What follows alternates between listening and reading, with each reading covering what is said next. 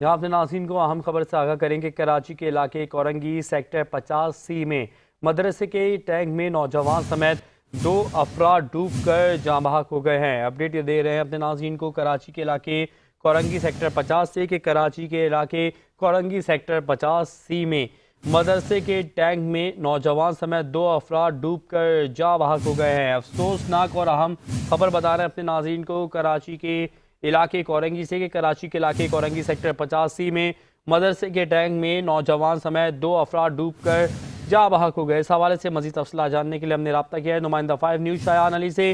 جی شایان، بتائیے گا اس افسوسناک واقعے کے حوالے سے۔ ہاں جی، دیکھیں یہ کراچی کا علاقہ کورنگی سیکٹر 5C ہے، جہاں پہ جو پانی کے ٹینک میں طالب علم اور استاد جو ہے ڈوب کر جاں بحق ہو گئے۔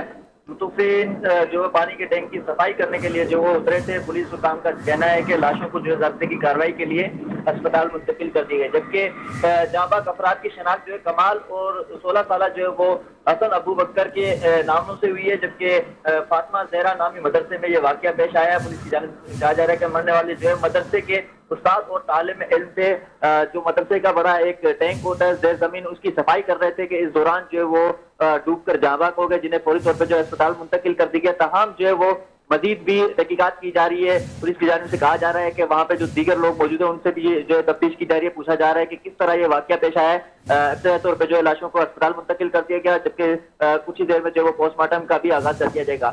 پولیس کی جانب سے کہا جا رہا ہے کہ تمام تر شواہد اکٹھے کیے جا رہے ہیں، اس کے بعد جو ہے تحقیقات سامنے آئے گی۔ جی بہت شکریہ شایان، آپ ہمیں اپڈیٹ کر رہے تھے۔